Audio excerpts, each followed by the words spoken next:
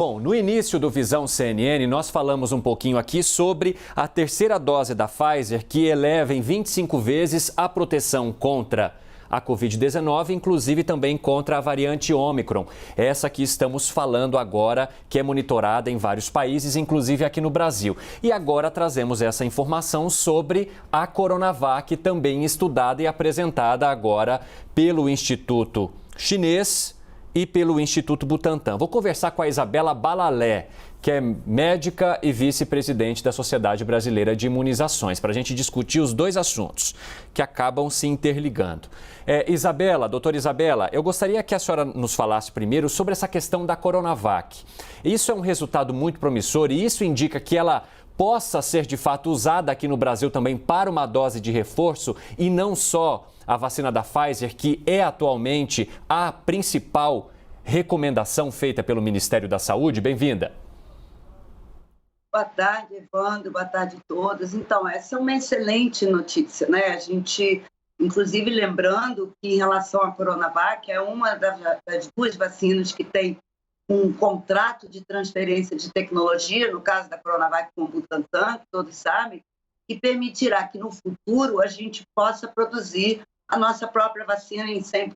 Então, saber que os resultados indicam que ela, com uma terceira dose, tem esse aumento de proteção e que a possibilidade, que já é uma possibilidade esperada por ser uma vacina inativada, um vírus inativado inteiro, é muito importante. Agora, a gente precisa que tudo isso seja submetido à Anvisa para que ela possa avaliar esses resultados. Doutora Isabela, a Tainá Falcão está comigo aqui. Vai lá, Tainá. Oi, doutora Isabela, tudo bem? Olha, a minha pergunta é simples. Toda vez que surge uma nova variante, a gente já fica preocupado sobre a eficácia das vacinas, se elas são capazes de neutralizar essa nova cepa. Existe já, num futuro próximo, a probabilidade de uma vacina que já neutralize futuras variantes, que já venha com esse componente capaz de neutralizar qualquer cepa que venha a surgir do coronavírus, ou ainda estamos distantes disso? Então, Tainá, a gente tem sim, mas não para o futuro próximo, né? Não para mês que vem, daqui a 2 meses, nem 3 meses. A gente sabe, por exemplo, que a vacina mRNA, que aqui no Brasil é a vacina da Pfizer, ela tem uma capacidade de ser adequada para uma nova variante muito boa, entre aspas, fácil. No entanto, esse fácil significa um tempo para mudar a vacina, um tempo para produzir a vacina, então nada disso é a curto prazo, assim como em relação a esses dados da Coronavac, a gente precisa ainda de um tempinho para entender. A boa notícia é que com a terceira dose da Pfizer de hoje, a gente tem um aumento importante da proteção para essa variante de hoje, que é a Ômicron, né, que tanto preocupa a todos. De resto, é como a gente aprendeu desde o primeiro dia da Covid-19, né? No início a gente não sabia. Hoje a gente sabe. O tempo é muito importante. A ciência precisa, ela é rápida, mas ela precisa minimamente de um tempo para muitas respostas que a gente anseja tanto, né? Isso indica que de tempos em tempos a gente tenha que fazer um reforço, independentemente da vacina, e aí os estudos vão mostrar isso lá na frente, mas que a gente precise de um reforço vacinal para proteger, né, ou para nos proteger de possíveis variantes ou até de um retorno daquelas que já conhecemos, doutora? Então, Evandro, mesmo para aquelas que já conhecemos, a gente já sabe que uma terceira dose é fundamental. Acho que perdemos ali a comunicação com a doutora Isabela Balalé.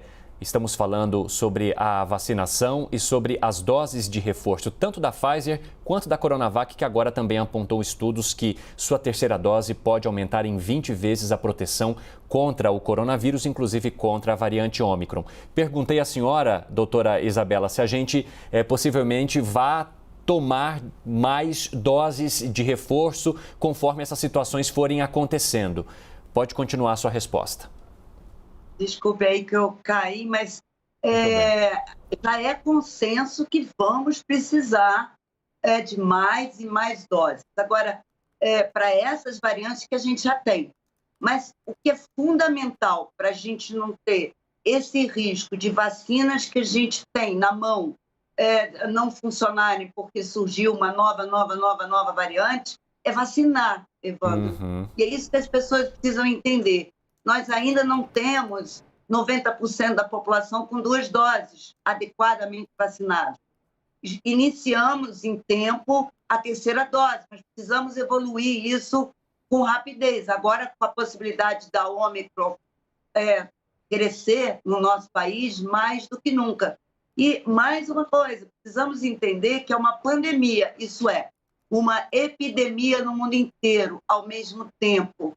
E temos países na África, na Ásia e até aqui mesmo na nossa região das Américas com uma cobertura baixíssima, que mal começaram a 1ª dose. Por que eu estou falando isso, Evandro? Porque o que faz surgir uma nova variante é a circulação do vírus. O vírus invade a nossa célula, ele se multiplica e é ali que ele vai se transformar numa variante. Então, ter as pessoas protegidas contra ele diminui a chance de surpresas. Tainá. Isabela, doutora, eu queria fugir um pouquinho do tema, mas não muito, para a gente trazer aqui uma informação sobre São Paulo, que pela 2ª vez pede à Anvisa urgência para a aprovação da vacinação em crianças a partir dos 5 anos de idade até os 11 anos de idade.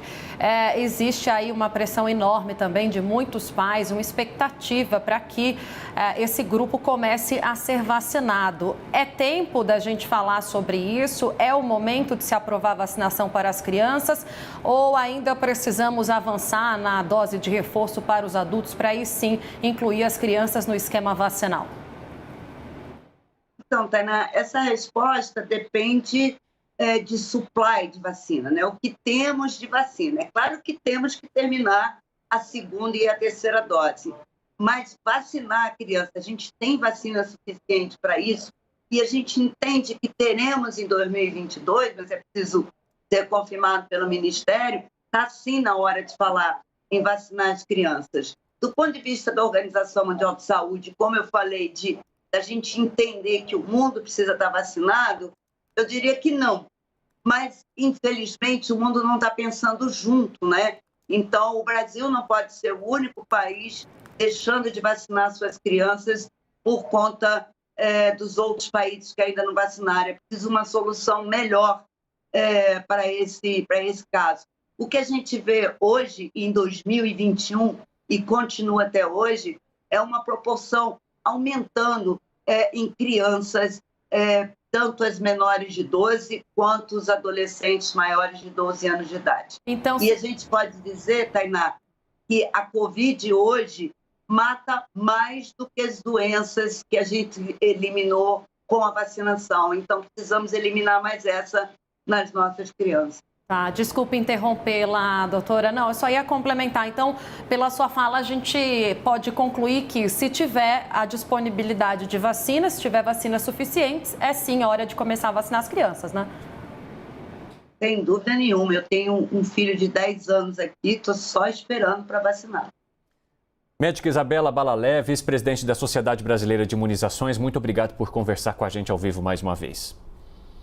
Sempre um prazer. Tchau, tchau. Tchau, tchau. Até a próxima.